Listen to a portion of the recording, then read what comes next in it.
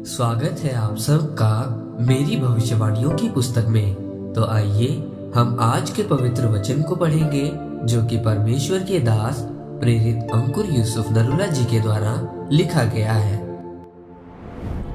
अपने अगुओं की इज्जत करें, जैसा कि गिनती की पुस्तक अध्याय 12 उसकी 1 और 2 आयत में लिखा है। मूसा ने तो एक कूशी स्त्री के साथ ब्याह कर लिया था, सो मरियम और हारून उसकी उस ब्याहिता कूशी स्त्री के कारण उसकी निंदा करने लगे। उन्होंने कहा, क्या यहोवा ने केवल मूसा ही के साथ बातें की हैं? क्या उसने हमसे भी बातें नहीं की? उनकी ये बात यहोवा ने सुनी।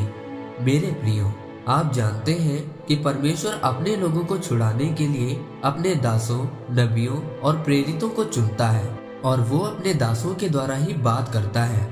बाइबल में नए नियम में लिखा है कि जो वचन को सुनाने में परिश्रम करते हैं वो दुगना आदर के योग्य समझे जाएंगे।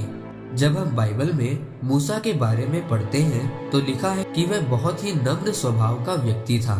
जब इजरायली लोग मिस्र में गुलाम होकर अपना जीवन व्यतीत कर रहे थे तो उन्होंने परमेश्वर से प्रार्थना की। उनकी प्रार्थना को सुनकर परमेश्वर ने अपने दास मूसा को उनके पास भेजा।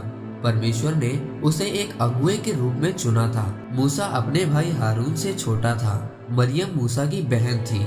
एक ऐसा समय आया कि मूसा ने शादी की। शादी करने के बाद हारून और मरियम ने उसके खिलाफ बातें करनी शुरू की कि परमेश्वर अकेला मूसा के साथ थोड़ी बात करता है, वो हमारे साथ भी बात करता है। उसने मूसा को थोड़ी चुना है, उसने हमें भी साथ चुना है। और बाइबल में लिखा है कि परमेश्वर ने मरियम को 7 दिनों के लिए कोढ़ी कर दिया था और हारून को कोई सजा नहीं दी।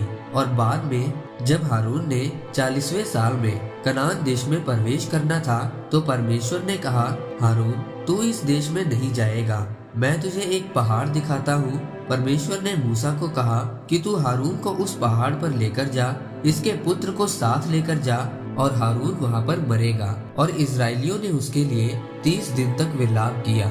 मेरे प्रियो, मरियम और हारून ने मूसा के खिलाफ बातें की, यानी कि परमेश्वर के अगुए के विरुद्ध वो बोले। आज बहुत सारे लोग ऐसा ही करते हैं, लेकिन ऐसा करना गलत है।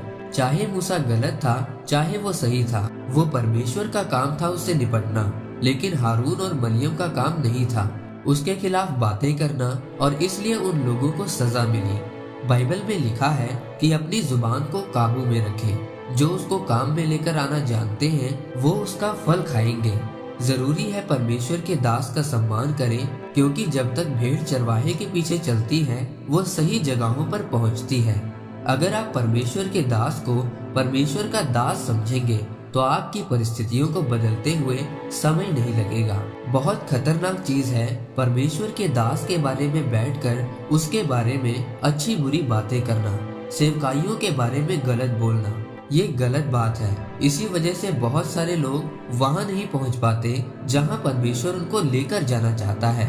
इसीलिए परमेश्वर के दासों की इज्जत करें। हमेशा जो हिदायतें आपको उनके द्वारा मिले, जो वचन उनके द्वारा मिले, आप उन पर चलें ताकि प्रभु आपको बहुत आशीषित कर सके। आमीन। आइए परमेश्वर के दास के द्वारा लिखी गई इस प्रार्थना को आप मेरे साथ एक मन होकर करें। सर्वशक्तिमान परमेश्वर, इस वचन के लिए मैं आपका धन्यवाद करता हूँ। पिता परमेश्वर, मुझे अनुग्रह दीजिए कि मैं आपके दास के द्वारा बोली गई हर बात पर विश्वास कर सकूं और उनका सम्मान कर सकूं। प्रभु यीशु मसीह के नाम में आमीन। परमेश्वर आप सबको आज के वचन के ऊपर मनन करने के द्वारा आशीषित करें।